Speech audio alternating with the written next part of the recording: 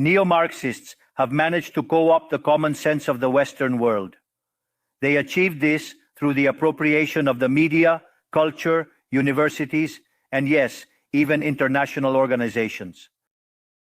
The final case is very serious, as it involves institutions with huge influence on the political and economic decisions of the countries in these multilateral organizations.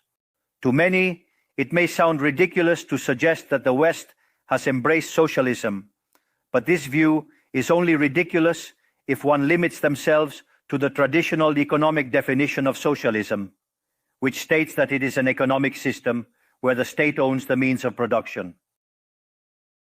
In my opinion, this definition needs to be updated to reflect the current circumstances from my perspective. Today, states don't need to control means of production to control every aspect of individuals' lives. With tools such as monetary issuance, debt, subsidies, interest rate control, price controls, and regulations to correct alleged market failures, they can control the destinies of millions of human beings.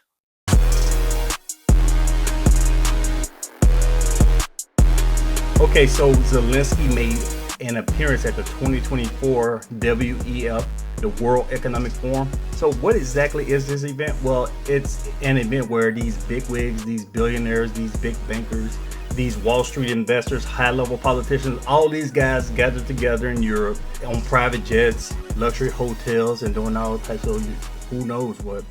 But these guys get together and they talk about how great they are, and they talk about how the world needs to work and how normies, everyday normies, who they view as peasants, should be living. So Zelensky was there because he's trying to get some money.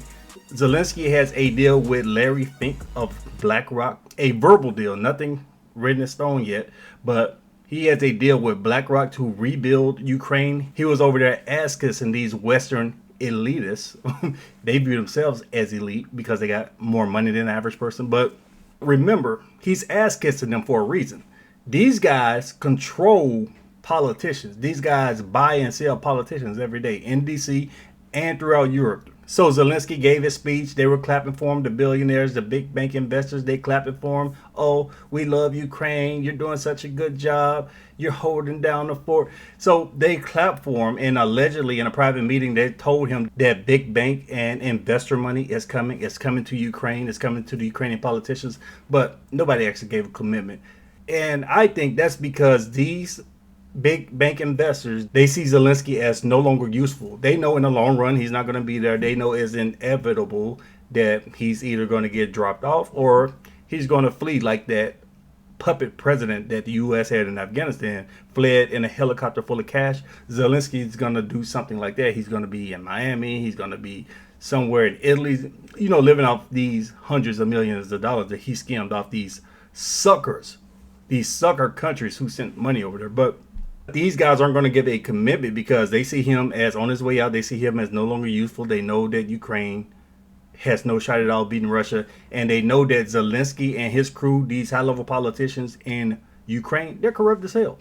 Like I just said, when the U.S. and U.S.'s vassal states, when they send money over there, Zelensky them skim a lot of the money off the top. So these politicians in Ukraine are getting rich. Even the senior military leaders, you're a military officer, even if you're a battalion commander, you're supposed to be in charge, responsible for the paychecks of your soldiers. But oftentimes, it's been reported multiple times, oftentimes when these soldiers are KIA, they're reported as missing. That way, the paycheck continues to come. Because if you report them as KIA, now you got to send some type of death benefit to the wife.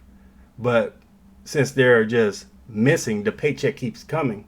And the commanders, the leadership in the military over there, they're taking money. So these big bank investors, they know that Ukraine is corrupt, but they're trying to look for some type of way to suck his country dry. There are boundless resources over there in energy, ways to grow crop, ways to produce food, grain, stuff like that. But they don't want anything to do with Zelensky and his leadership. And they're also worried about Putin because Zelensky was talking about, well, Western Ukraine is safe. A couple of weeks ago, Western Ukraine was just bombarded by Russia. So these guys are saying, okay, well, we don't know what Russia's going to do. Russia might just take all of Ukraine, even though Russia's not going to do that. But they might just take all of it, and we invest money here, we're going to lose everything. So these guys are worried about losing their money. I don't know. They were very non-committal with Zelensky. It looks like a lot of lip service, but Zelensky went over there. He had his classic outfit on, you know, the green sweater. He's always walking around in green sweater. People would be saying, oh, put a suit on. And this green sweater is part of the act. People don't get it. Like, he doesn't need to walk around in a suit because it's part of the act. Remember Fidel Castro? This man walked around for like 50 years wearing combat gear because it's part of the act. You have to give the perception that the revolution continues. The war is over. I'm in the middle of a battle right now. So that's why they always walk around like that. That's why Zelensky's going around, because he wants to show the world, hey, I'm deep in this. I'm part of the Ukrainian army. I'm fighting Russia. Don't forget, I'm not going to walk around in a fancy suit because I need you guys to support me. I need the world to send money to me. So I'm going to walk around in green sweaters. Expensive green sweaters, but I'm gonna walk around in these olive green sweaters so I can get some sympathy and get some money. So let's take a look at Zelensky complaining over here. All he had to say during the whole event was Putin bad. The full-scale war in Europe has been ongoing for nearly 2 years. Counting the time since Russia's illegal annexation of our Crimea, it's been almost 10 years.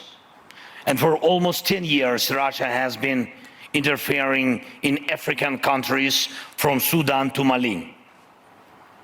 The Syrian war still bleeding because of Putin's decision to prove something to the world has been ongoing for almost 13 years.